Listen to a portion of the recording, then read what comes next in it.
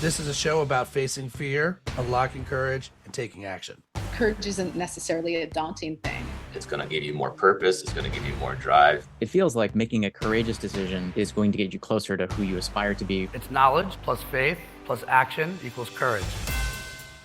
Do we know what's around the corner? Absolutely not. But we have, I think, built skills over the last number of years that are helping us to figure things out more nimbly than we did before.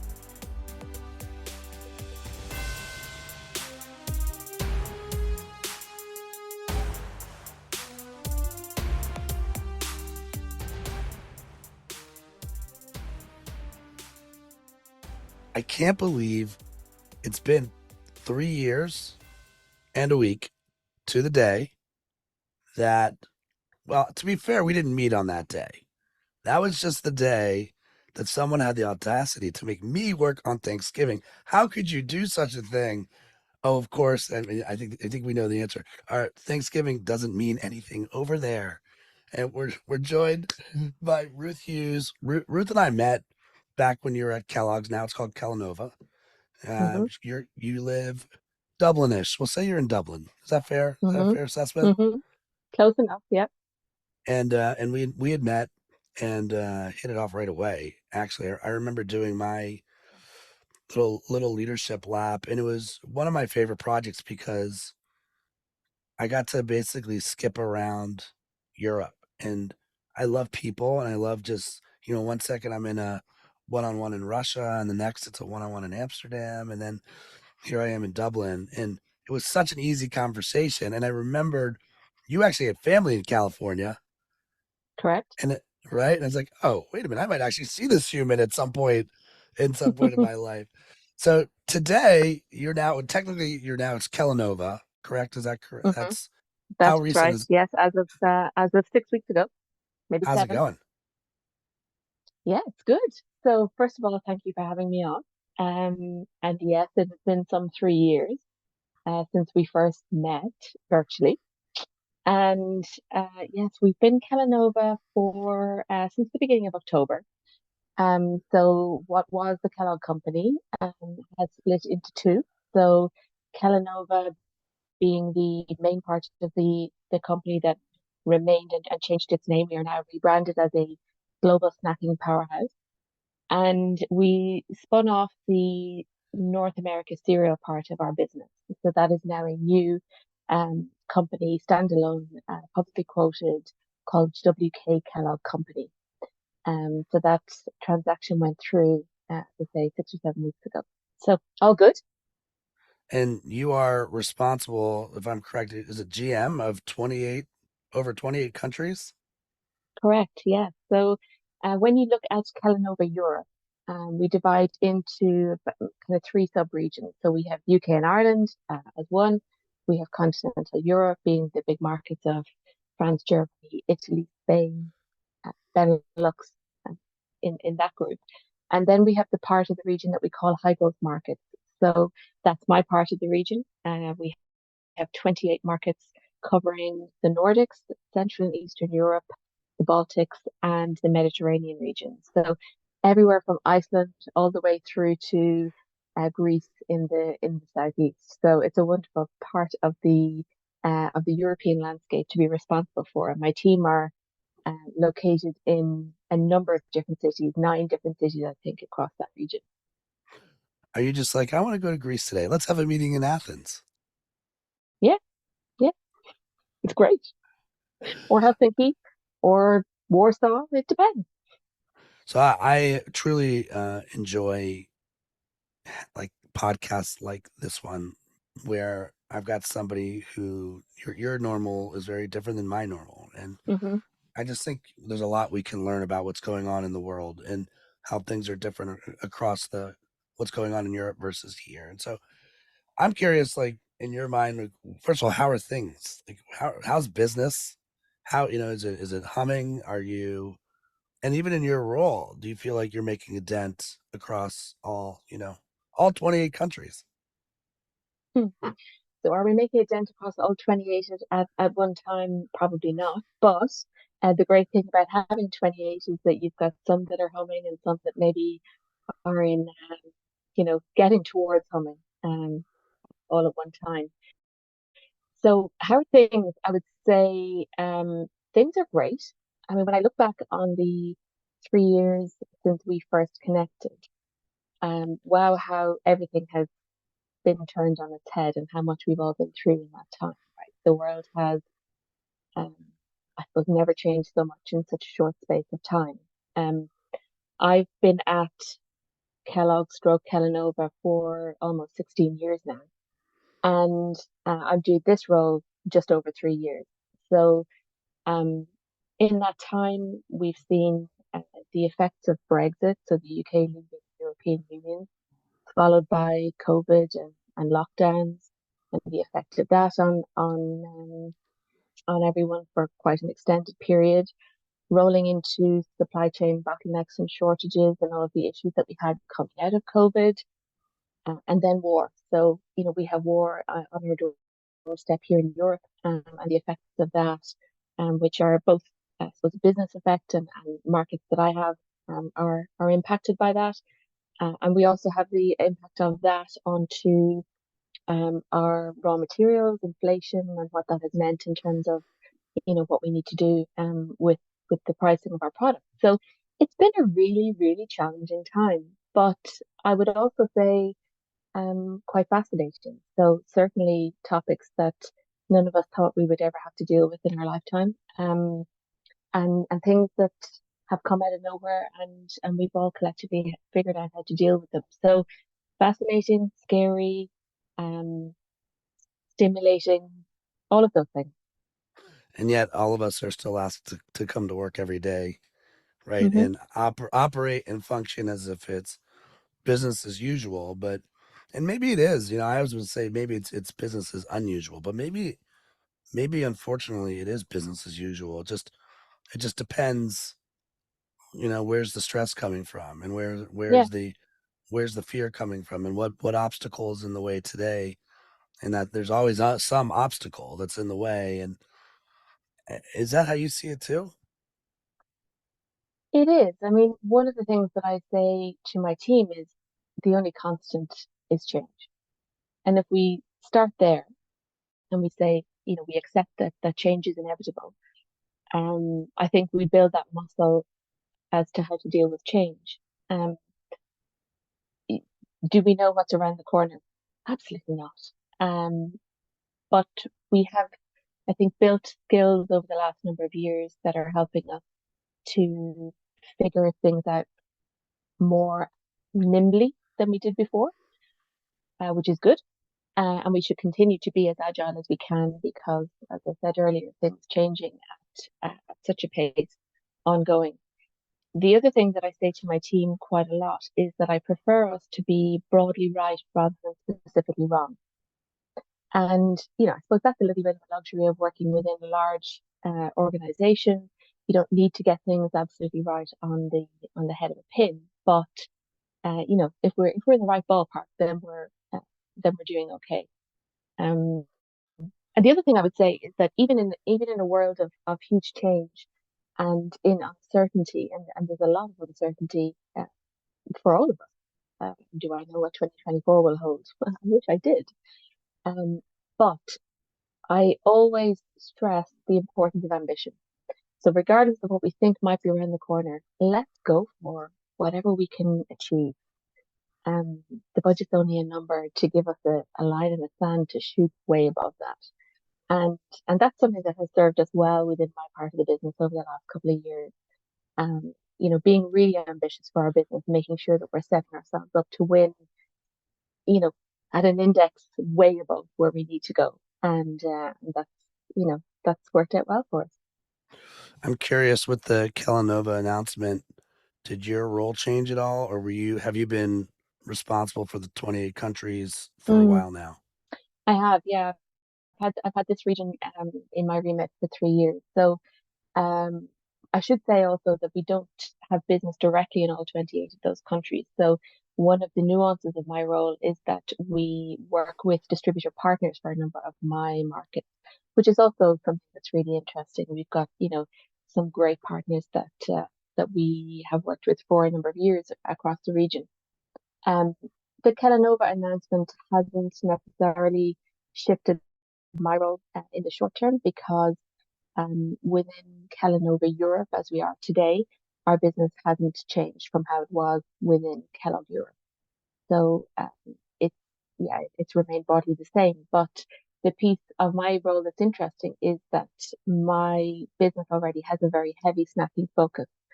So I would call us the most Kellanova part of Kellanova Europe. Am I competitive? Yes, I am. Oh, no, that's good to have a little competitive fire. We're competitive. I'm curious, what percent, you said, so this is 3 years in for you. As Hmm. you take over, or responsible for a country that maybe English isn't the first language. Like, how talk about obstacles? Like, how does the communication game work? Was there, you take the gig, or you earn the gig, and now I'm sure you're going into specific markets for the first time. What was that like Absolutely. when you jump into a new country and English isn't their first language, and here you are trying to lead the way? Like, give me like some color there. And there's an extra layer to that, Ryan, as well, because I started this role in August, September 2020, when we weren't allowed to go further than 5 kilometers from our home, never mind travel to any of these countries. So I'm Irish. I live in Ireland, as you said earlier, and English is my first language. And of my 28 markets, none of those have English as their first language, which is actually that's not technically true. Let's say maybe 25 or 26 out of the 28 don't have English as their first language. But there's a couple of dynamics here. So looking at me going into this role 3 years ago, I was coming from a role where I was general manager of what was Kellogg's business here in Ireland. And that was a role where I knew and understood the market really, really well. I knew my team very well because I had been part of that business. Then I had moved out to the Kellogg Europe business and I had come back in then as general manager of that team. I understood and knew the customer landscape really well. And I really enjoyed that role. That was one that I was super proud to be the figurehead of the Irish business. Ireland, by the way, is the highest consumption cereal market in the world. So Irish people eat a lot of cereal, like 9 or 10 kilos per person per year. It's a lot of cereal. And our European headquarters are here. So there's a big team here from was Kellogg's at that time point of view. So then, middle of COVID lockdowns, and I get this call to say that I have a new role and I've been promoted to be general manager of high growth markets. And I sit down, I look at the map. Yeah. Who's that call from? And that calls from our European president, David David? Lawler. You know Dave. Yeah, I know David. What's up? Shout you out do. David. He's a courageous guy, huh? He is. He sure is. Okay. So you get the call. Are you So Dave expecting this calls me. call? Are you surprised by this call? I am surprised by this call, because there were other things that had happened and shifts and moves that I wasn't yet aware of. So this call comes somewhat out of the blue, and he tells me that this is my next assignment, and I'm scratching my head, going, "Do I know? Do I know what this region really do?" And I'm pulling up a Google map, going, "Whoa, what am I taking on here?" And then I can't leave my house, right? So I'm sitting at home. I can't leave my house. I can't get on a plane. I can't go to meet any of these people. I know some of the team because I've been at the company for quite a while, but I don't know most of the team.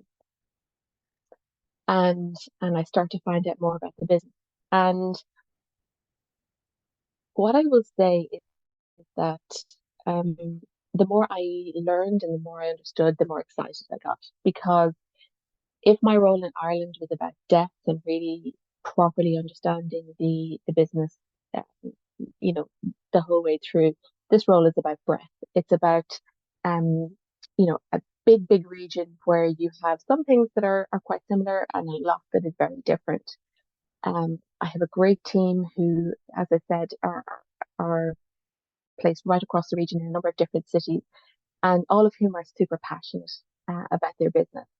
And I would say I spent the first couple of months sitting in front of the screen in this little office in my house, understanding, listening, asking questions, being curious, never taking anything for granted. And still today, I don't assume things. I don't take things for granted. I would always ask the question rather than make an assumption, which turns out to be incorrect or embarrassing.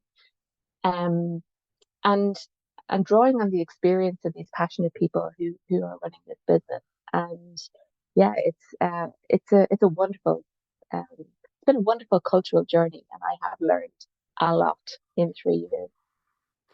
Yeah, I first of all, just the arc of going behind the curtain of your brain and hearing, and this is first of all, this says more about you. It says first, it says a lot about all of us, and then it says a lot about you. Like I can imagine that call with David, and the way we're wired, the first thought is instant fear and just terrification, if that's a word. We're gonna make that a word Hmm. now. Just terrified. Like, wait a Sounds minute, good. what? What's this? What's this region? Where am I Hmm. going? And then I just think you reminded me of one of the earlier podcasts that I did. Actually, the only podcast I've ever done live, like we went to, was Rest in Peace Tony Shea. We went to Las Vegas. We went to his Airstreams, and he said to me during that podcast, or right before or after, he's like, "Have you ever considered changing this to the Curious podcast instead of the Courageous podcast?" And I was, Hmm. it's like I'm picking up what you're putting down, and I think it says a lot about you as a leader, right? The energy changes, the fear gets in the way when curiosity takes over, and Yeah. you start learning. Um, in your mind, which was more important, to learn the business or learn the people? The people, absolutely. Because we achieve our business through our people every single day. And I will always over index on that side of things.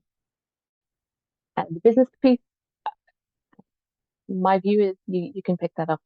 Somebody sends me a PowerPoint deck or talks me through something. Business is not massively different in my experience in different places. Retailers all have pretty much the same goal. And it is, you know, again, there's a theme here. It's about listening to them, understanding what it is they're looking for, and seeing how we can meet those needs.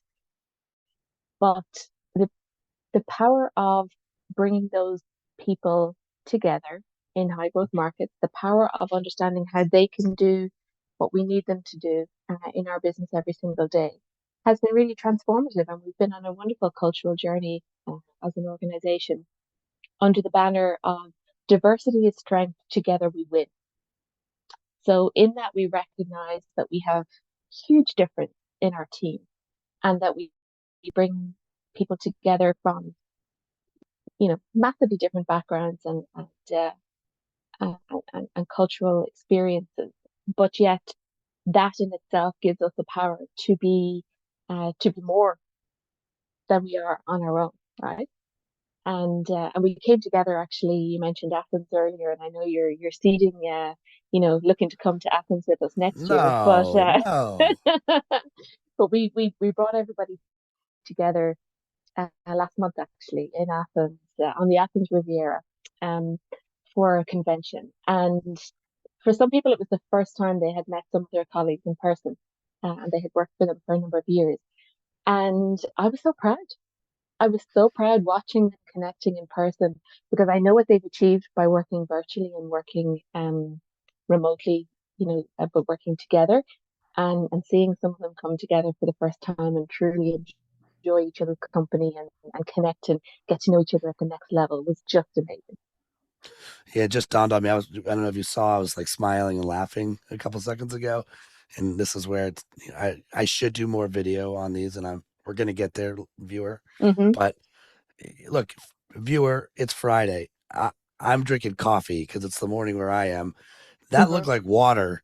I'm like, you can pivot. I'm saying it's Friday night where you are. You can at any It moment. is. I can hit the pause button if you want to go get a glass of wine, or you let me know. It's not an issue. Um, so so Loose lips sink ships. We won't be having any wine until later. okay, all right, fair enough, fair enough. So it's cool to hear about Athens, not because yeah, for sure, I'm happy to come over there, Mhm. but more let's go back to working back those first 3 years somewhere in there. You finally get the opportunity to travel when you Yes. finally can go see the markets. What was your thought process? What was your plan? Was it like roadshow time one at a time, or did you like Mm. have an event? Were you on a fact finding mission? Yes, yes, and yes, all of the above. Um, So as soon as it was possible to travel, and I do remember being at that point where we knew that the window was coming where we were going to be allowed to go. And I remember being in touch with my boss at the time and saying to him, can I book those flights? Can I start to plan? Can I? And it was, he's like, the time's gonna come. I've been waiting for months. And I had built all these connections with people through the screen. Um, just to go back to that for a second, as some of the things that we did then and we still do now is we use our video all the time. We never have calls without video. In fact, if anything, people will come on and say, "Hey, listen, I'm really sorry, I can't because whatever." It's a hygiene factor for us. Video is really important because we are. I just think it's too hard otherwise, right? You're just talking at something blank. So we do that and over indexed on the time spent together on screen and everything. And then suddenly, we get this signal that travel restrictions are going to be loosening. Oh my God, where do I go? Where do I start? And it's like choosing a favorite child. Which market is first? Um, as it turned out, I decided to do it the difficult way and go to the ones that were the ones that needed more attention. There were some that might have been easier to go to first. No, it's just you know go to the ones that you need to understand better so that you can figure out what's going on there. Um, and then as a rule, every market that I've been to that I haven't been to before, the first thing I do when I get off the plane is I ask whoever it is, whether it be my team or the distributor, to take me to stores. And I always go to the supermarkets first because I don't want to be taken to an office or a hotel or whatever and not see or understand what's going on in a market. I like to go to the stores and watch people doing their shopping. Yes, I'm one of those weirdos that stands watching people pushing trolleys down an aisle. Um, see you know uh, what's going on in supermarkets, what's the focus, and really, I call it with the team the missing puzzle piece in my brain because you can take me through 40 PowerPoint presentations about the retail market in Sweden, but until I stand in a supermarket in Sweden, it's just it's that missing final piece. So always that, and then spending time with the people in the market. That was my focus. I did a lot of travel when I was allowed to, and I got around to a lot of the market. Not all 28, because some of them are quite small, but I've been to a lot. Ruth, I'm sure everyone knows they know Kellanova brands, but with the rebrand, Hmm. can you rattle off some of the brands in the portfolio?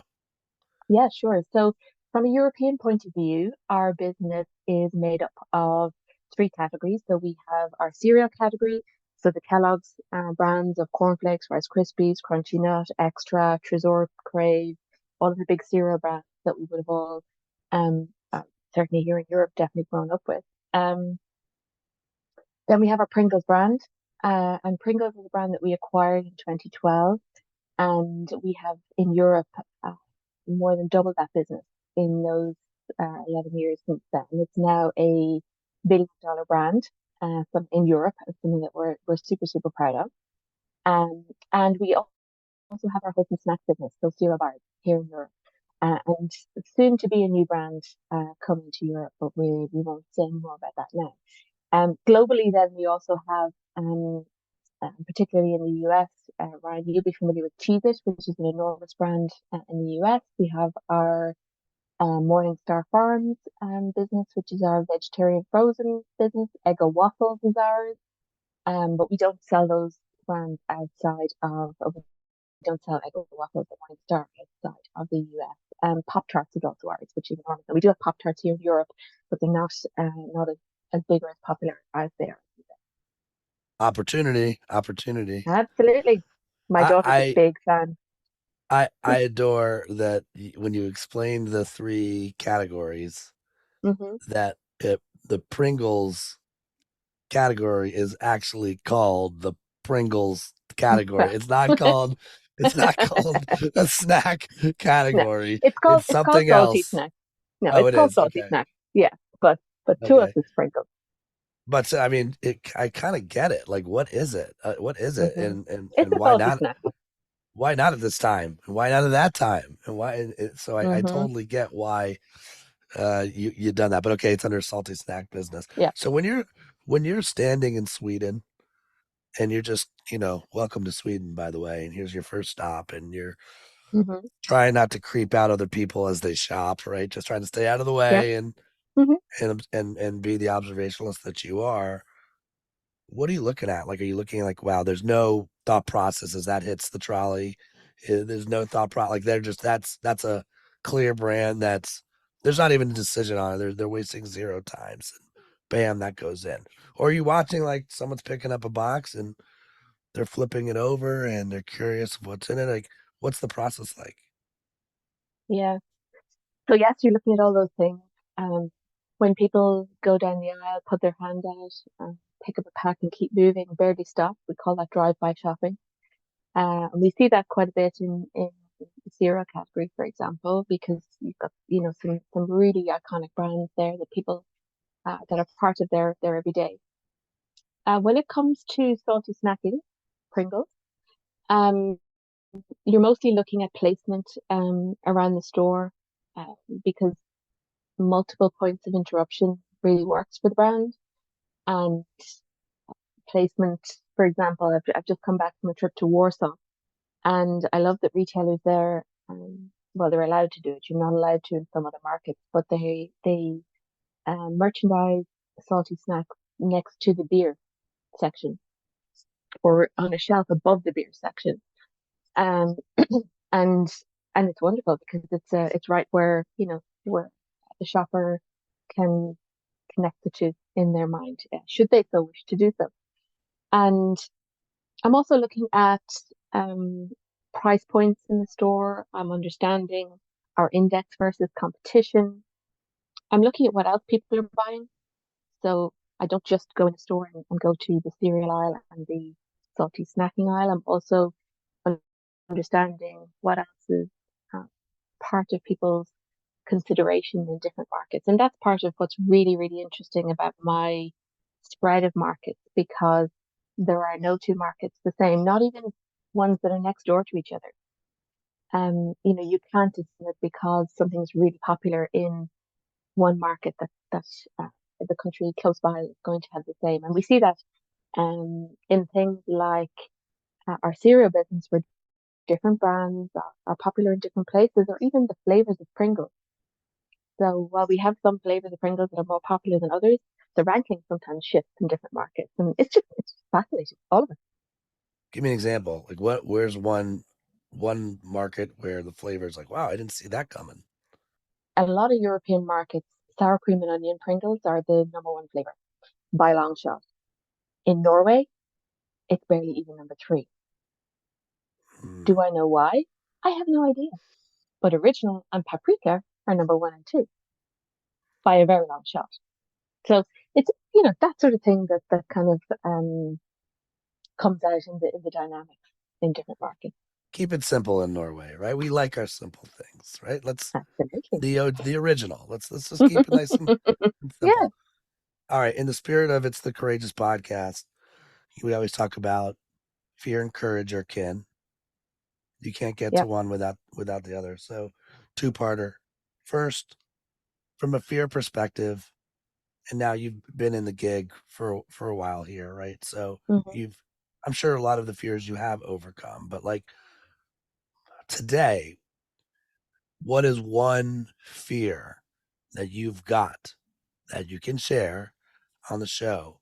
Like that you're just like, it's not what keeps me up at night, but it might be a fear that you've got. It could be personal fear or it could be a fear of the business. I'd love to hear it. Mm. My fear that I would say is probably spanning a little bit both personal and the business is relating mostly to inflation because inflation has been quite extreme in the last 2 to 3 years. And I think as we come out of that cycle and we have what's being called disinflation rather than deflation, what's next is a big open question for me. I don't think anybody knows. Um, and I think I would come at that from both a personal point of view, but a business perspective as well. Where is that going to go? Mm. And then what do you think has been like the biggest risk, your most courageous moment so far, where maybe you know, you started something new or there was a big budget allocation that was different than past predecessors that you've asked for, you've implemented, or maybe it's got nothing to do with that. Like what do you think has been the boldest move you've made so far in the role? I would say probably relating to people changes that I've made. Um, I took a lot of time to understand the team, to really get to know them. And then I made quite a number of significant changes on the back of that. And some of those surprised even those people themselves. I asked them to do things that they hadn't thought about doing previously. And it's been great to see them flourish and thrive. I'm glad I was on the money in terms of some of the bets that I made. That's probably been the biggest change. And it's funny, it's the one thing that will keep me up at night. You mentioned earlier about things keeping you up at night. It's the one thing that if I've got people topics on my mind, that's the thing that my eyes will pop open at 3 a.m. in the morning. I'll be like, oh, need to have a think about this. So that's probably the You fun. you had mentioned you 28 countries, but you're not in all 28. Yeah. Was there a time where in one of the countries where you did, since you've been on the job, where you have gone into it and you have started an operation? No, no, they've all we have good distribution right across the region. So it's been something that I continued from my predecessors. So again, I love that the audience gets to like just hear different, right? And Hmm. for example, we call them grocery carts, not trolleys here. That's a nice Yeah, one. Friendly reminder, it's nighttime where you are, and it is. we're just we're just kicking off our day here. Um, I know a few months back you came to California. You I came to, did. I was there in April because my brother lives in California and his family. He's been there for 10 years now. so I'm very curious as an observationalist when you land, Hmm. what were you just like, this is different? Like, what did you run into? And we're like, we are not in Dublin anymore. Uh, so I should caveat this with I love to visit California. Ryan knows this. I've told him this before. Um, and I adore uh, just the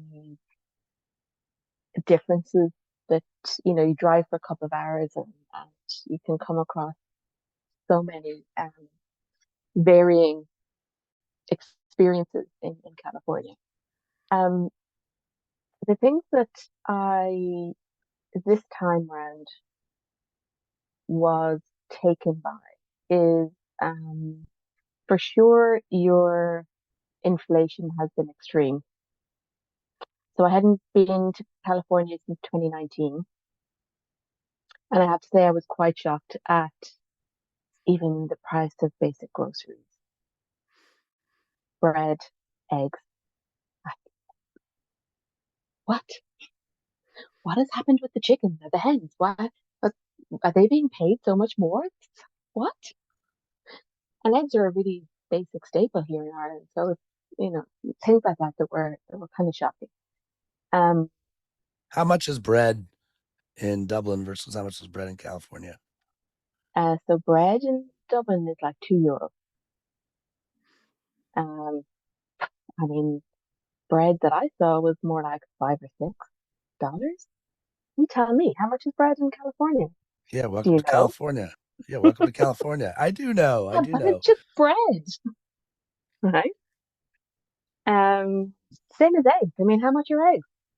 But is it gluten free? Is it sourdough? There's so many choices now. It's bread. It's bread. This sounds Um, like the best ad campaign for bread I've ever heard of. yeah, I It's know. bread. Spend Bread is an two Irish, pounds. yeah, bread is an Irish staple. Um, so that was the first thing. I found the inflation uh, quite astounding.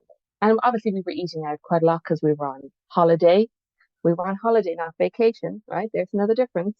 True, true. Holiday. Although Um, there's a bit on that too. Like, is it a trip or is it a vacation? Like, we have a 10-year-old and 8-year-old.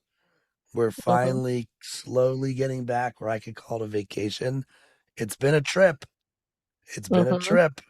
Anytime you've got chaos, it's more a trip. So, Yeah, but do you just have holiday? we just go on holiday. Yeah. So we were on holiday. It was a trip, it was a vacation and a holiday, all of those things. My kids are 11 and 13, so you have great times to look forward to with your trips and your vacation. Um, so that was the first thing.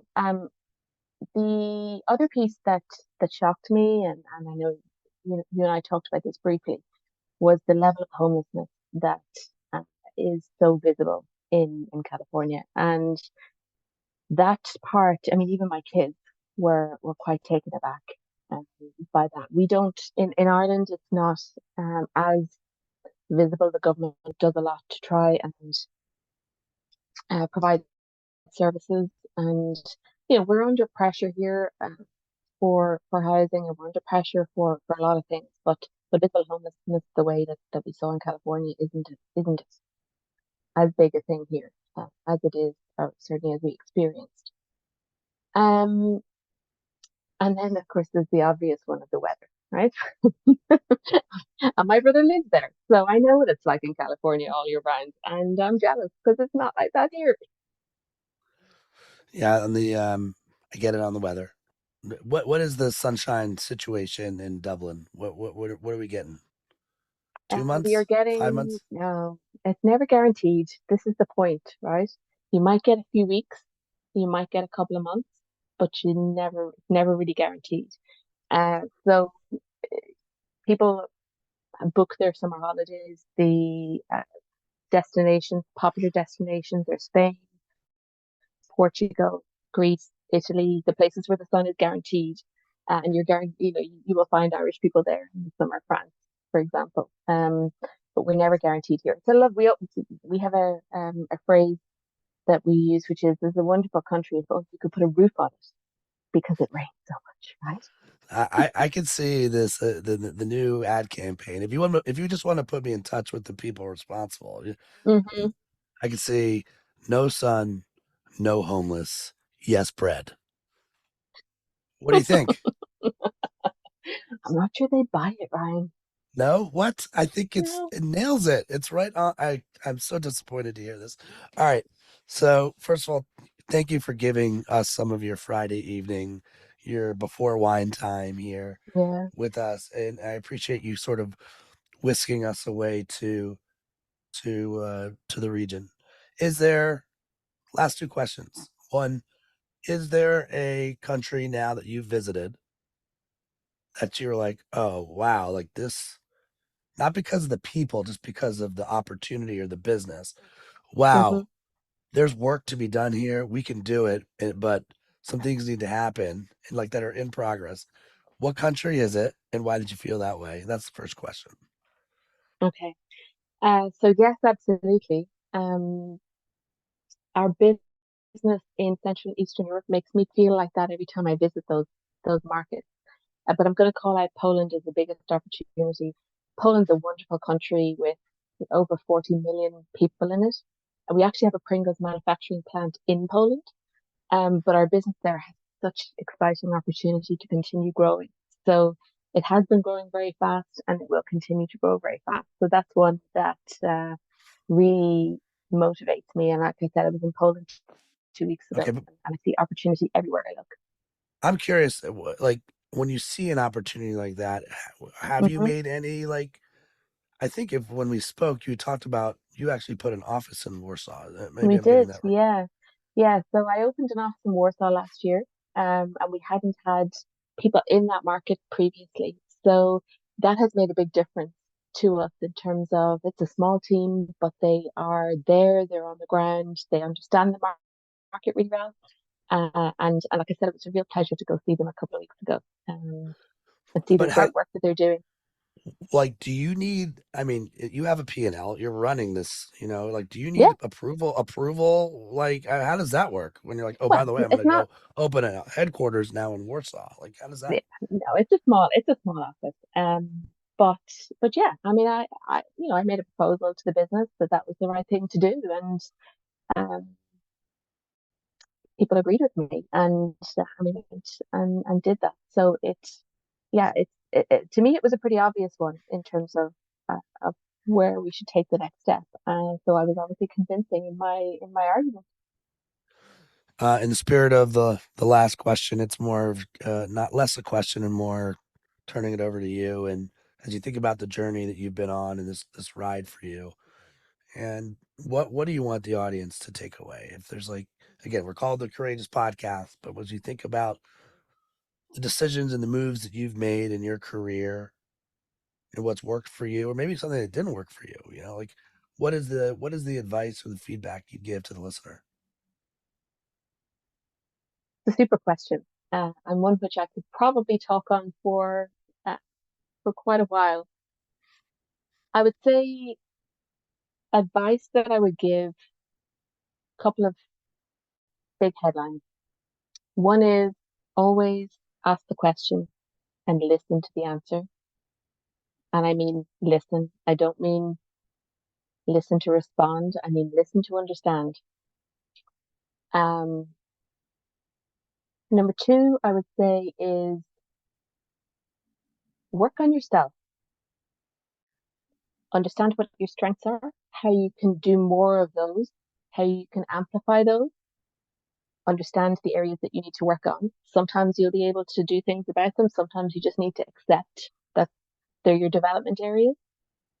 But do work on yourself and have a live plan as to how you continue to work on yourself. Work with mentors.